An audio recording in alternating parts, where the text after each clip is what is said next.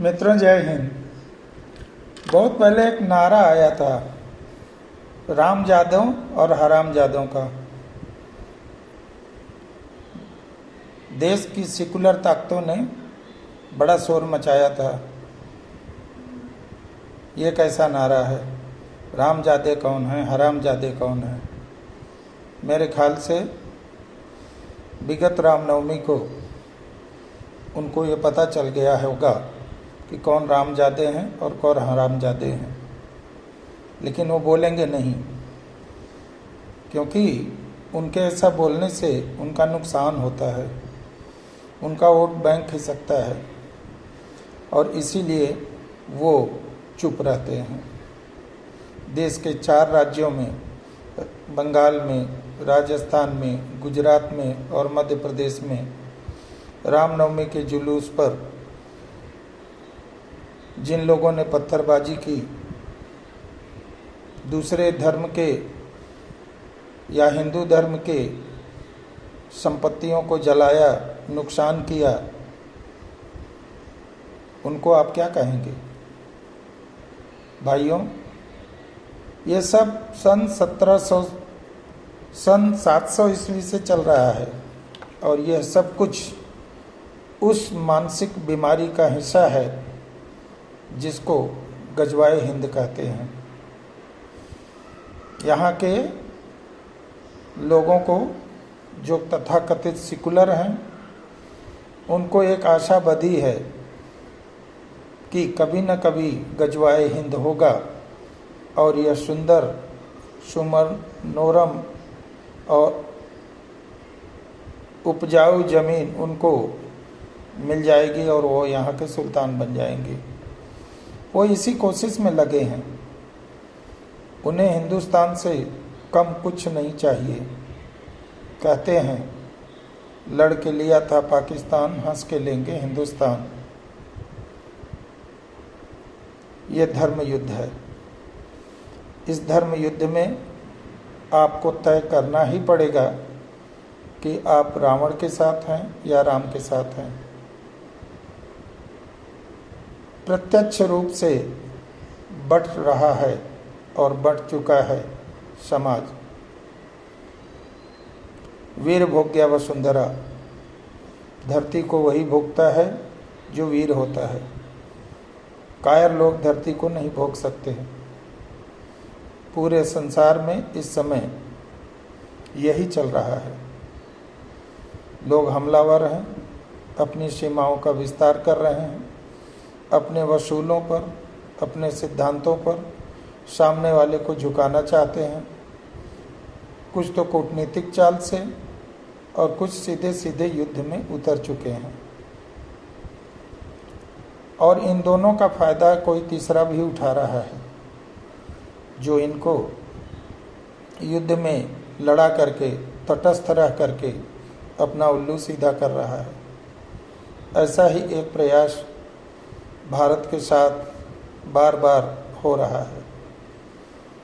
दुनिया में कुछ देश हैं, उनका संगठन है जिनको नाटो या EU कहा जाता है।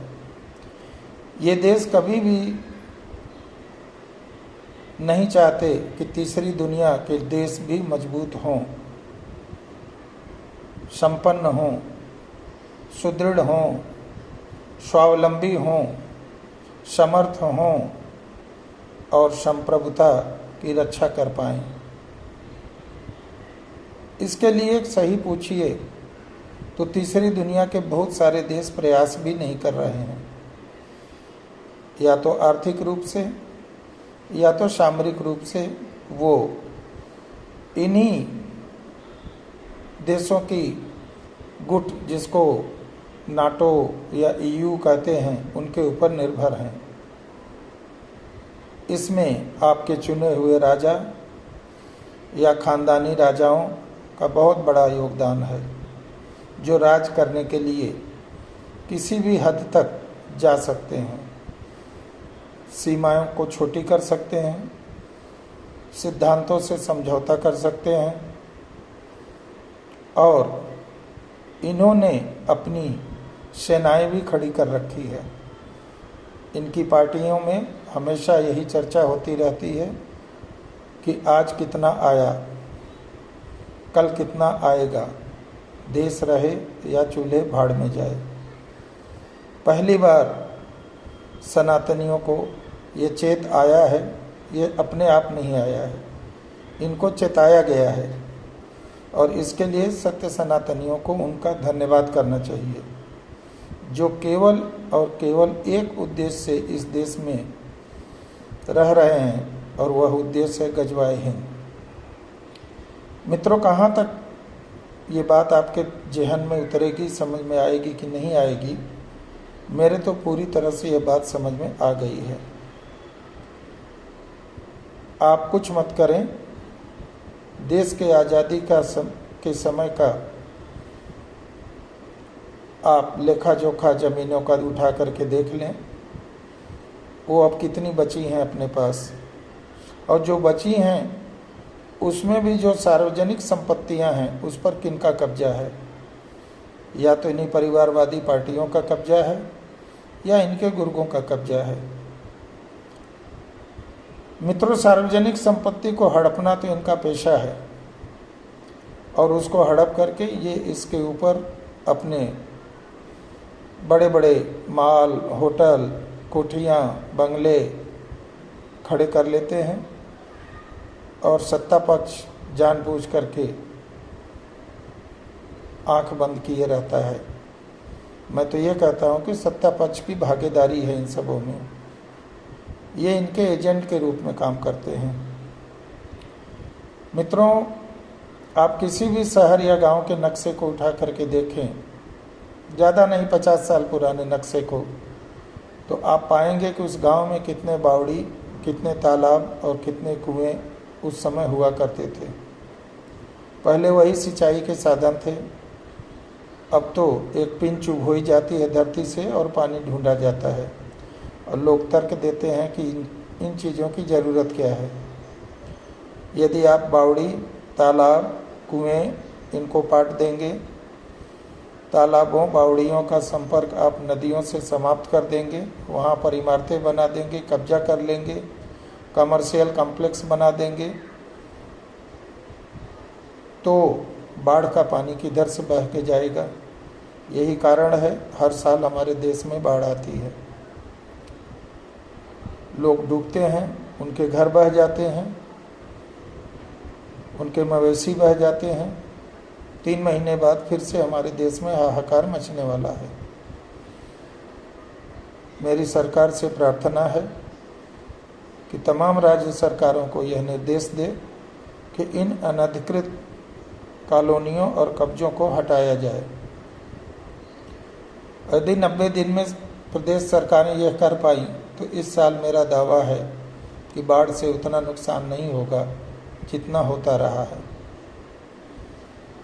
और यह काम निरंतर जारी रहना चाहिए, क्योंकि काम के साथ एक मैसेज भी जाता है समाज के अंदर, ताकि जो पार्टियां या उनके गुर्गे ये काम करते हैं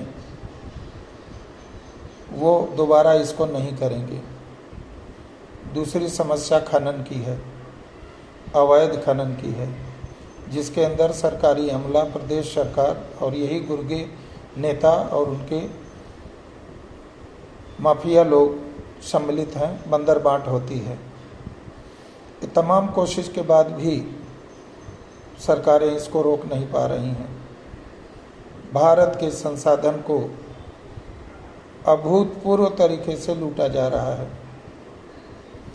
किसी नेता ने तो यहाँ तक कह दिया था कि भारत के जो नेचुरल रिसोर्सेस हैं उन पर प्रथम अधिकार मुसलमानों का है। तो भैया और लोग कहाँ जाएंगे? समुंदर में फेंक दोगे? हमारे देश की तो भौगोलिक स्थिति भी यूक्रेन जैसी नहीं है। हम तो एक तरफ हिमालय और 3 तरफ समुंदर से घिरे हुए हैं। यदि कोई देश हमारे पर हमला करेगा तो हम भाग के किधर जाएंगे?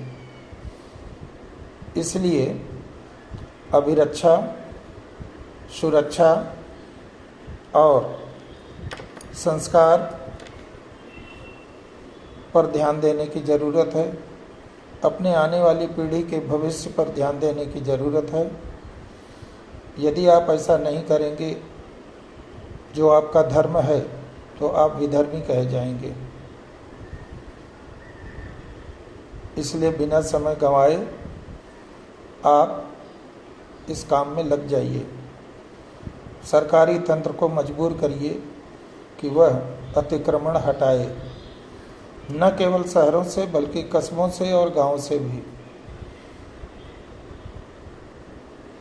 और यदि आपने ऐसा नहीं होने दिया और ऐसा नहीं करने दिया तो आप भी अधर्मी हैं, विधर्मी हैं और उसी तंत्र के हिस्से हैं जिस तंत्र ने इस देश में इतने वर्षों से लूट खसोट मचा रखी है।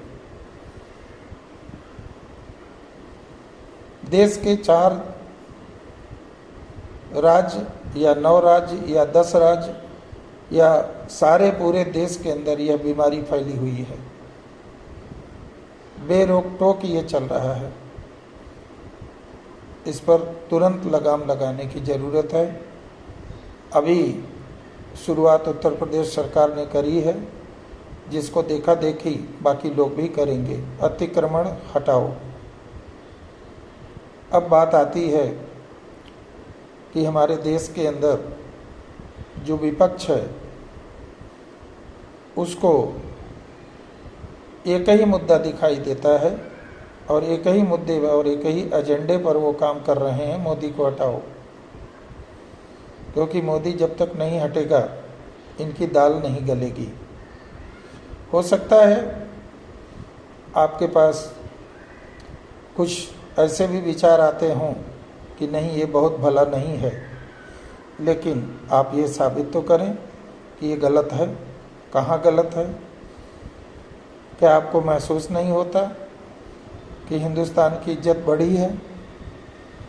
क्या आपको महसूस नहीं होता कि आज हिंदुस्तान के बिना दुनिया कोई निर्णय नहीं ले पा रही है?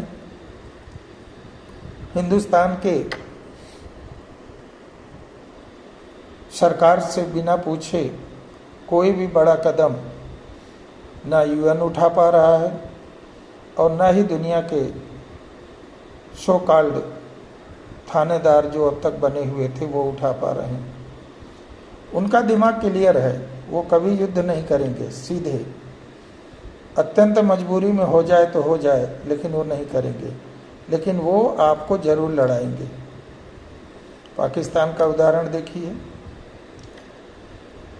सरकार बदल गई, श्रीलंका में परेशानी हो रही है, खाने पीने के सामान की कमी हो गई है। मोटे मोटे ब्याज दर पे कर्जा लेकर के वहाँ के राजा और वहाँ के सरकार के नुमाइंदे अपना घर भर रहे हैं, अय्याशियाँ कर रहे हैं। देश की जनता के ऊपर निर्दोष को भूखों मरने के लिए छोड़ दे रहे हैं। कुछ तो देश को छोड़ करके भाग जा रहे हैं, कुछ भागने की तैयारी में हैं। ऐसे देश चलाने वाले अगर वहाँ की जनता सजग नहीं है तो आपके यहाँ तो बहुत ज़्यादा हैं वहाँ से, और वो इसी कोशिश में है कि इधर यही समय है कि ये सरकार हटे और हम तिजोरी पर डाका डालें। अतः आपको सावधान रहने की ज़रूरत है, सचेत रहने की ज़रूरत है, राम का साथ देने की ज़रूरत है। रावण का साथ नहीं दें, नहीं तो आने वाला इतिहास और समय आपको आपकी गिनती गद्दारों में करेगा। जय हिंद।